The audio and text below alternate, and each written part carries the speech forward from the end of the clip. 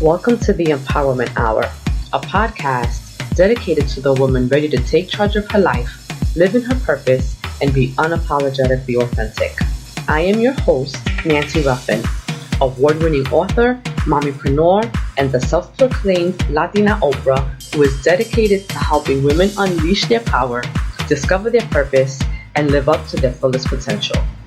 My goal is to empower you, inspire you, and help you unlock your passions and discover your purpose so that you live the most fulfilled and impassioned life. If you're ready to make a change and start living on purpose, then you're in the right place. Let's get started.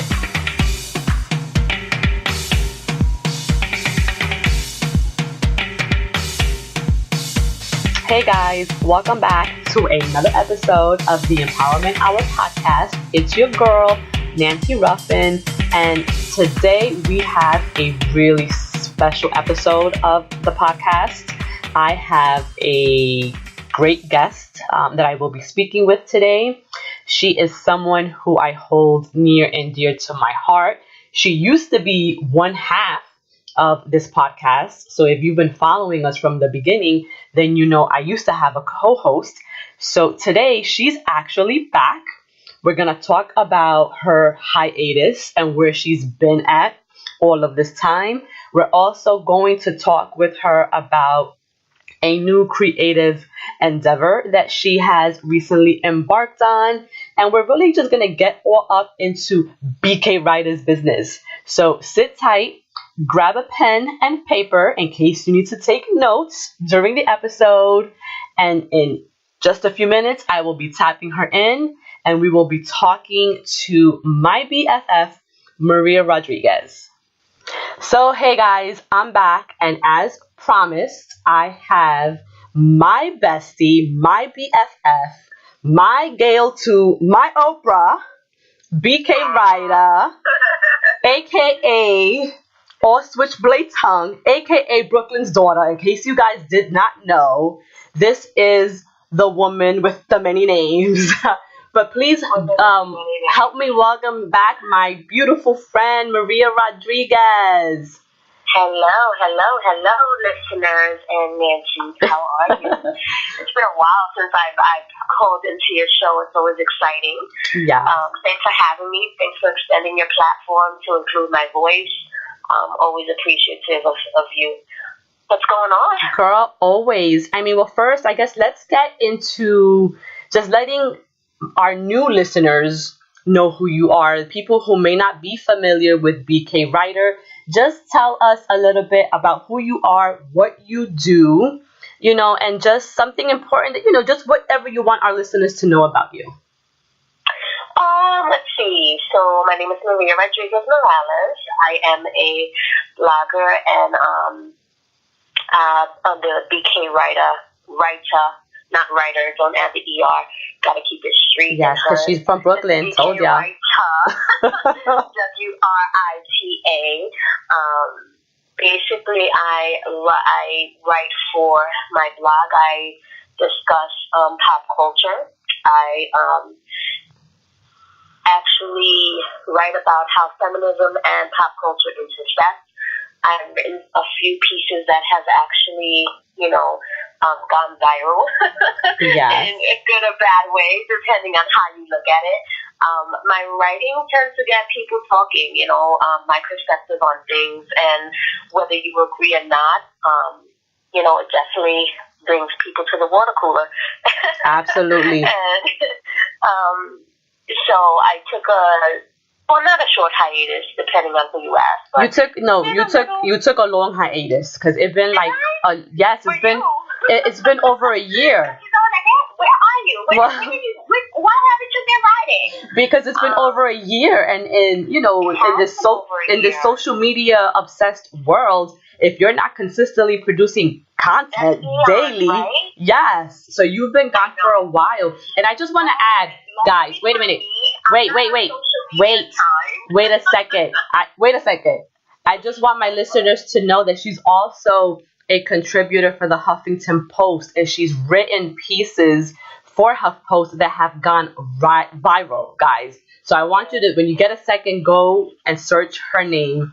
She's amazing. We're going to get more into the actual work that she does. But before we get into it, yes, tell us about this hiatus and why you've been on a break for so long and why you're back now. I took a hiatus. It wasn't a planned hiatus. I became a homeowner 2 years ago, and, I relocated from working in the city to finding a job closer to home because the commute to Long Island was very stressful and time-consuming. So I just needed time for myself to refocus on other things, to decompress, to pull away from my writing a little bit and, get my house in order. That's important as women, as moms, as entrepreneurs, to have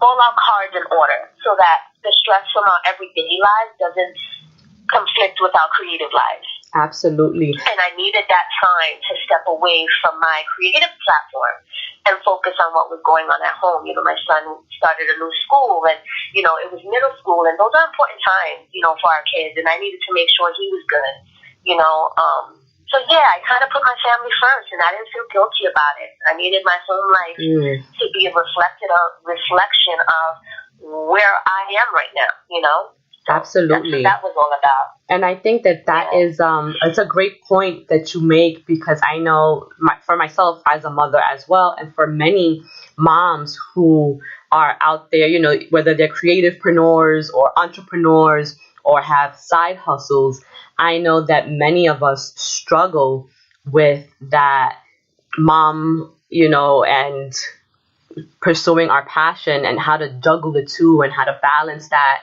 And for many, it can become fearful that if they step out, or away from the quote unquote limelight or from social media, that they'll somehow lose their audience. Was that something that you ever thought about at all? It crossed my mind early on, because let's be clear, when I decided to take my hiatus was when I was at the top of many things, like, my Huffington Post op-eds were off the charts. People were reblogging them. I was talking about, not controversial topics, but popular topics as far as pop culture goes. They were relevant conversations that I was having, and people were interested in what I had to say. So I was, I was cited by Vibe magazine. I was cited by Fusion. People were citing my work, and it was just really, my name was getting out there. Right. So I started making these interconnections with, different people and different media outlets. And it was nice. But when I decided to step away from that, I was concerned a little bit, like, oh shit, like, I'm not going to be popping when I come back. But then I had I had a talk with myself, because I have pep talks with myself all the time. I think it's important to hype yourself up. Absolutely. And, put a mirror in front of yourself and say, look, bitch, because that's how I talk to myself. Because you're Brooklyn. Who you are. These are your God-given talents. And this, what you do right now, your writing, no one can take that from you. So I had to sit there and be like, you poppin'. When you're ready to come back, you got this. Absolutely. And that's what I did. Absolutely. A month ago, Boricua Chicks, shout out Boricua Chicks, my homegirl Raquel, she hit me up and she was like, hey, I want to do a write-up on you. She was like, I'm doing a write-up for a segment called 10 Puerto Ricans You Should Know, and I want you to be included. And I was like, okay, and I did the interview. And then I had other projects, that I was creating on the side from that. But just as somebody just knowing that I had stepped out of the limelight for so long, that I hadn't written anything in over a year and a half. I wrote things, yes, for Huffington Post, but they weren't, big things. You know, I did maybe like some press for someone who called me and asked me if I could write about a show or write about their event or write about an issue that was going on with inclusivity in the poetry community, which I did. Well, I think for my people and let me just interject. I think that for you, even though you're not out here really writing these think pieces and these controversial essays, you're still using your voice, on your Instagram and on Facebook and on Twitter. Oh, I'm very vocal. Right. So I think that keeps you, right, it keeps you connected, and it keeps you in the minds of your followers and the people that, have followed your career for, the past few years. So I think that, even though you haven't technically been writing, you've been using your voice in other ways. Right. And so I've never go ahead. really disappeared. Right. So I want to talk to you a little bit now about this new platform that you're embarking on and that you've created, and it's called BRILLA. And I know that it's an acronym. So if you can kind of just explain what it stands for and what was it that, prompted you to create this platform? Well, BRILLA stands for broadening representation in Latino literature and arts. BRILLA in English means to shine. And I came up with the concept, I want to say almost 2 years ago, after the Oscar So White hashtag came about. And, a black woman brought it to the attention, that something is wrong with the Academy. Like, there's no representation other than white actors, and this is a problem. So while we were, engrossed in the Oscar So White, I was like, I did my research, and I actually wrote something for the BK Writer blog on inclusion, and did my own research, and came to find out that at the time of Oscar So White, it had been 54 years since a Latina took home an Oscar. Wow. And I was like, wow, so much for representation. And I was just driving home one day, and I had just written that piece. I posted it, and I published it on my blog. It got a few hits. People were reposting it, and, it was doing quite well. And I was just thinking, like, this has to change. Like, the representation for Latinos in general is nil. We don't see ourselves, or we want to see ourselves out there, right? And this is across all spectrums, though, and across all industries. Right. Yeah. Exactly, because we do big shit, and we're always at the bottom of the totem pole when it comes to making noise, right? Or being seen, and that comes, in hip hop music, that comes in cinema, movies, videography, writing, books. I mean, I can go on, the list goes on. But I was in my car driving home, and in this rush hour traffic in freaking Long Island, because it would take me 2 hours to drive from Queens, which is where I was working, to Long Island. So during my rush hour commute, I was just thinking, and I was like, BRILLA, out of nowhere. It just hit me. BRILLA. I don't know how this thought came to me, how the word came to me, how I broke it down into an acronym. I wish I could remember. It's God, honey. It's the universe. That is what that is. I broke it down, and I was like, broadening representation in Latino literature and arts. And when I meant arts, I'm including movies, media. Right. Everything. Yes. Everything. And so BRILLA is basically an all-encompassing platform that celebrates Latinidad in all of its beauty, all of its facets, Afro-Latinidad, everything. And just building a platform for that. And I love my celebrities, I do. Big up to all the bloggers that cover, celebrity, pop culture. But I do that with my BK Writer blog. Right. BRILLA is about celebrating ordinary people doing extraordinary things. I love it. I want to big up their voices. And I want to make my people who don't necessarily have all the shine into my celebrities, into our celebrities, into the underdogs that are not always seen. And here, I'm going to give you this platform because I want to see you shine. And that's what BRILLA is about. Love. That's what BRILLA is about. Love. And so when we're talking about BRILLA, is this going to be separate and apart from bkwriter.com, or is it going to be a segment within bkwriter.com, just so that our listeners know what to look for? Well, Bria is an idea right now. It's my baby. It's a seed that I am nurturing and watering, and hopefully will watch it grow into something that is bigger than yourself. That will just extend. That's going to branch out into different things. And I see myself in a few years, or maybe a year from now, hosting a Bria networking mixer, having people that I have interviewed and covered it all in one place. And I'm talking about writers and musicians and artists, and networking and meeting each other and building these connections that, will be fruitful to them in their future. And that's what Bria hopes to be. It's about building community, and I think with the most recent controversy being Gina Rodriguez's Latina Power Brunch, and I love Gina Rodriguez, and I love Rosario Dawson. So, but let's be honest. I wanted to talk, I wasn't going to talk about this, but now that you brought it up,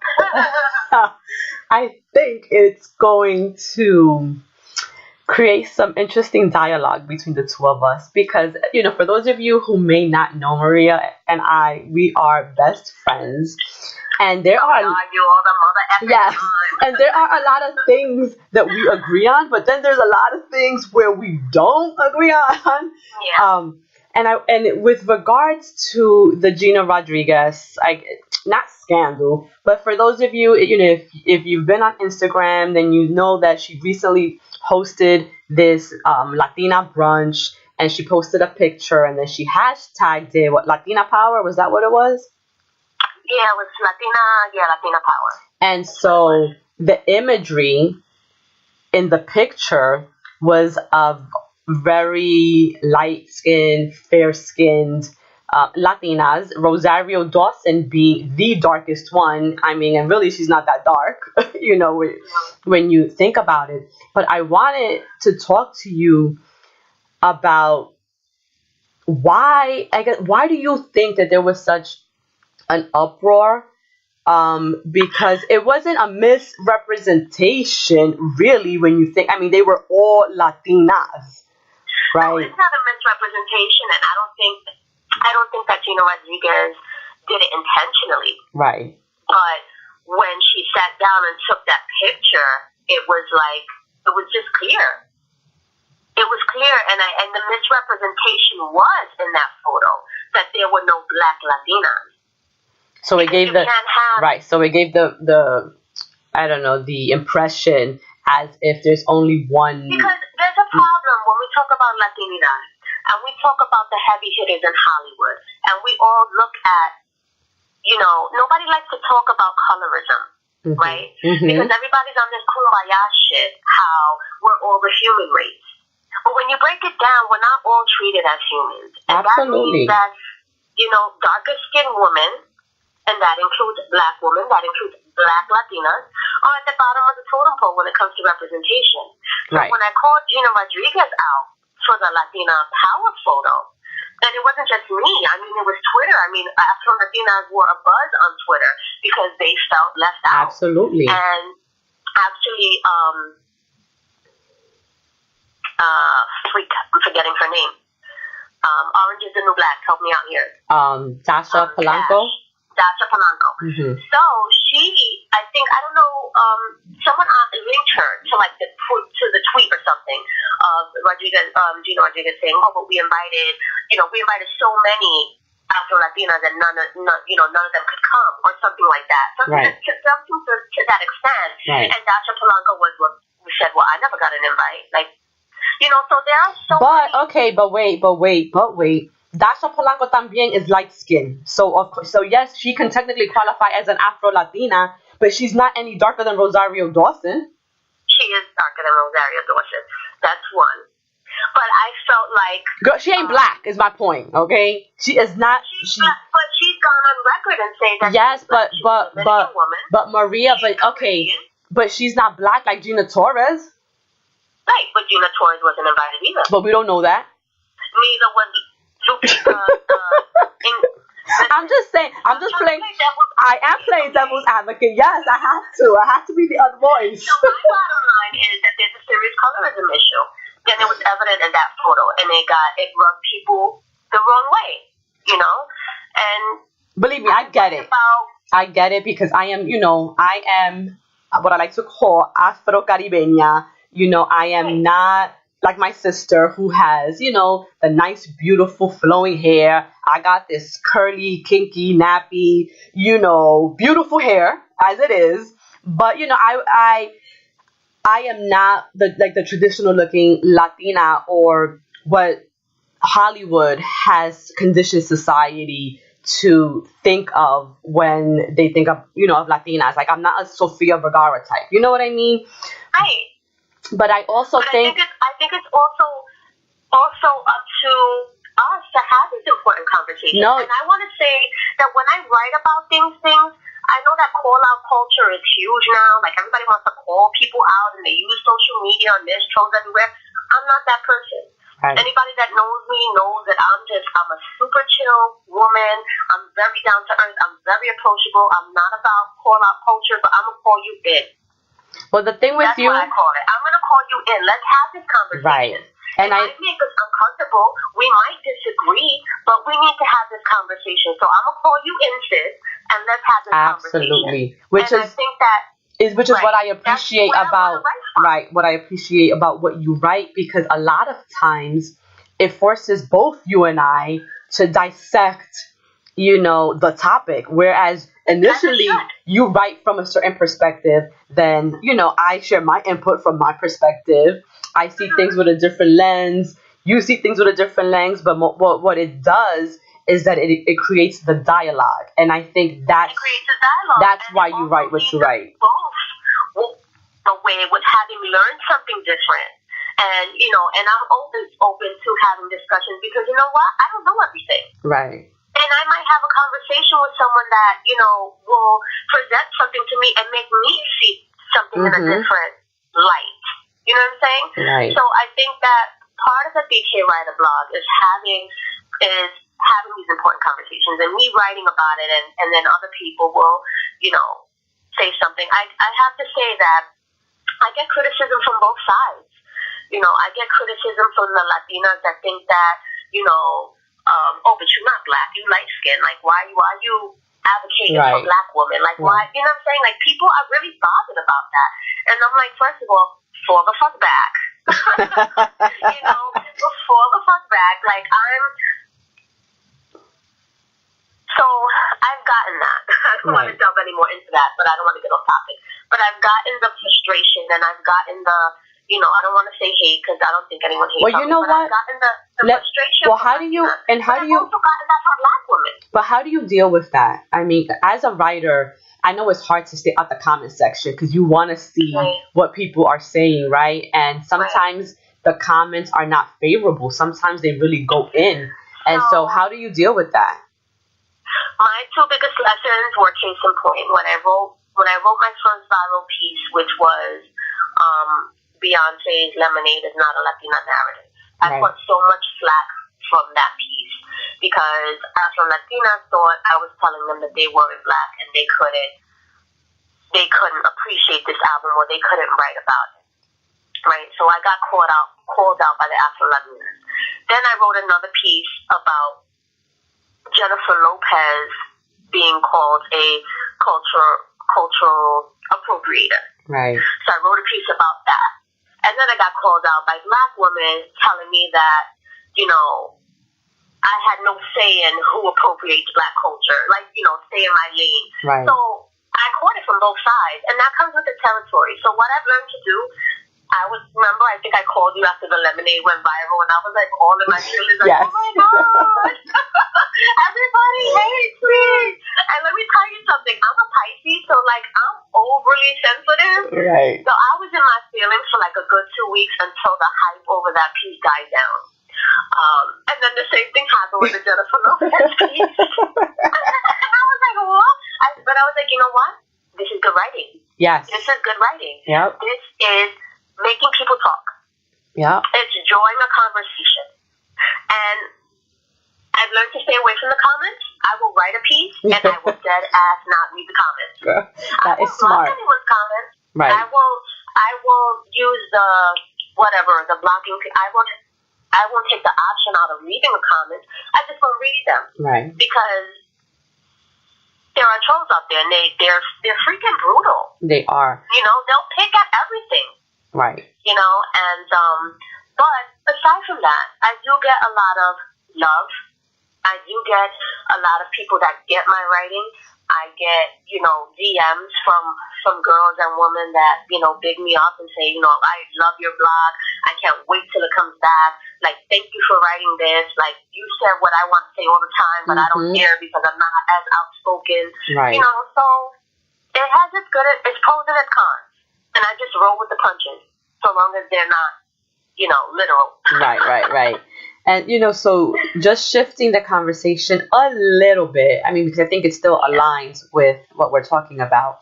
But we've seen Cardi B blow up this year. She's been like just a huge success. She's like a true rags to riches story, especially for women like us that come from the same place that she comes from. Like we can really relate to her. So I guess what does support at feminist and female empowerment mean to you? Because these are all terms that are thrown around all across social media. And I think that sometimes people get confused with these things. You know, do you think they're one and the same? Why or not? I think they can be one and the same. But I also think that you can't call yourself a feminist and then not want to empower every woman. Absolutely. Because then you're a fraud. Absolutely. Then what you're not doing is empowerment. Right, because I see and that. I think that that's my problem with a lot of female empowerment pages and social media influencers is that they think to empower a woman, she has to be one way. Yes. And it's just this very linear point of view as to the type of woman they want to empower. Right. They want to empower women that reflect their values, I guess, and their morals and their idea of what a woman should be like. I see it all the time, and that's not empowerment for me. And that's not empowerment, and I think that's my problem when their empowerment is not inclusive. Right. Of all women, and that throws me off, and that right there just makes me not even want to fuck with them. I don't even use the word woman empowerment, because it's become so watered down. Girl, who you telling? You know? It's like everywhere I turn on social media, I see these women empowerment groups. I see these women empowerment events. And I remember when I first started doing this work, there wasn't hundreds of them like there are now. Like I feel they're just all over the place, and a lot of them are disingenuous. And the more, you know, I connect with women and I get to know women, I'm starting to see the frauds, man. It's sad because it takes away from the people who are really doing the work. You know what I mean? And it makes us have to work 10 times harder. It sucks. Right, and that's basically where I draw the line with women empowerment, and even feminism. Even feminism can be very fugazi, you know, and it's thrown out there like, oh, I'm a feminist, but if you're this, and that, then I can't fuck with you. Like, girl, let me tell you something. I could think of a few people offhand right now that claim to be feminists but really are not feminists. I mean, we've talked about this at length, you know, in our private conversations. Definitely. But it's interesting to see how women have, I don't know, different conceptions of what it means to empower women and what it means to truly support another woman. You know, and I just, when I used to post about Cardi B, I got so many women trying to, you know, throw their respectability politics on me, and that's not how I want to raise my nieces, and this is not. And I'm like, you know what? Outside of Cardi B, let's just keep it real. Outside of who Cardi B is as a celebrity, I know so many Cardi B's. Yep, me too. Like, I have so many women in my life that are Cardi B, right. that are ratchet, that don't have a filter on their tongue, right. that have been strippers, that have been this. You know what I'm saying? And they're my girls. And right. I hold space for them right. in my circle. I'm not going to be this different kind of person because, you know, you feel a certain way about a certain kind of woman right. based off of your perception and your values. Like, that's your baggage to hold. Girl. You know, let's keep it real funky. That's your baggage. Let me tell you, I remember when we first started this podcast over a year ago, we were probably one of the first to really jump on the Cardi wagon. I mean, we were having, you know, shows about her and discussions about her before she was popping the way she is now. Like, she was really starting out. But what's interesting to me, though, is that the same people that were criticizing her back then and judging her then are singing her praises now. Fans now. Yes. And I was about to tag you. Bodak Yellow remixes in their whip. I'm like, what? I was about to tag you. But I have a Snapchat of you talking shit 2 years ago about her. Yes, yes.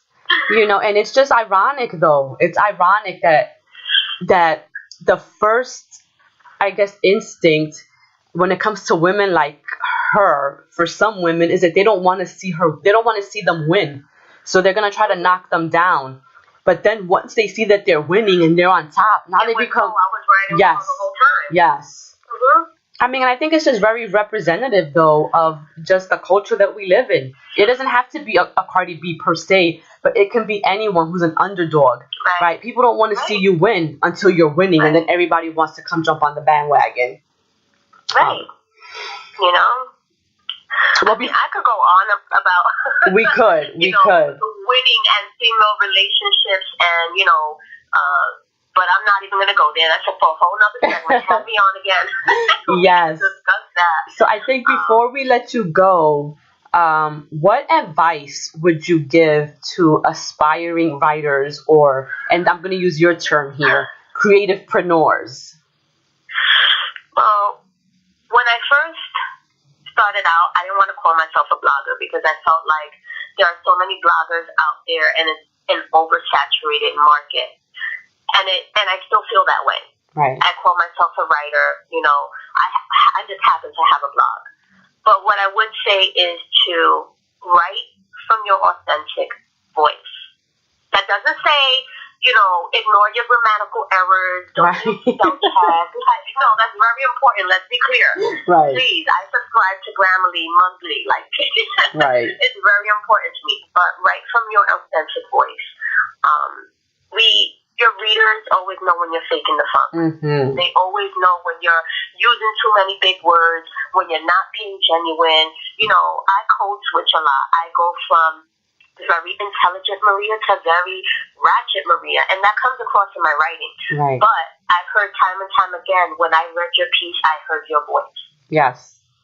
And that's important. Carry your voice wherever you go. Polish it. Check it, spell check it, right. You know, use, make sure your sentences are good, but don't change it. Don't right. change it, especially as your star begins to rise. As soon as your star begins to rise, people are going to want to tell you how to write. Yes. They're gonna want to tell you how to write for them. Right. And what you have to remind them is, while I'm writing for you, you came to me because you like the way I wrote. Right. So it was something there that got me here. Right. Yes, that's and important. Just carry that with you. And that's my best advice. I'm still learning. I'm a beginner. You know, I'm not a pro at this. You know, I'm not new to this. I'm still true to this, but right. I'm not a pro yet. Well, the thing is, working my way there. The thing is, we should always be works in progress. We should always be working on our craft and, you know, learning new techniques and honing our voice. Like, these are things that you never stop doing, no matter how many years you've been in the game. So you're not a newbie. You're not new at this, honey. Okay, right. You've been writing for years. A long time. Right. I have. But I talked about this on an Instagram post the other day. This idea that we have to stop hustling. That we ever have to, you know, stop working towards our legacy. Stop working towards, you know, towards the betterment of our craft. Right. And that's never ending. You always got to put in that work. You always have to be, better. You always have to best your better. Yes. Whatever you were yesterday, you have to be better than that tomorrow. Absolutely. Oh, I love that. So, I love that's that. my advice. Did you guys get that? You have to be better than your best. So if your best was yesterday, you have to be better tomorrow. Whatever. Yeah, they got it, and they can rewind and jot it down. Because I told them before this podcast started that they needed to get paper and pen so they could take down notes. Gems. Yes.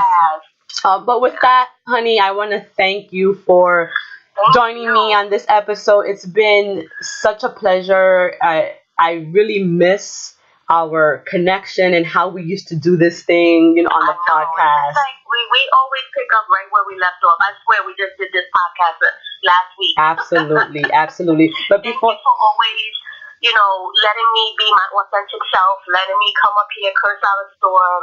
I appreciate you. I love your platform. Thank you, listeners, to the Nancy Ruffin Show. Keep tuning in. She's doing amazing things. Girl, you better stop. But now you could keep going a little bit. No, I'm just kidding. But listen, before I let you go, really now, let the listeners know how they can read your work, where they can connect with you on, and how they can just contact you.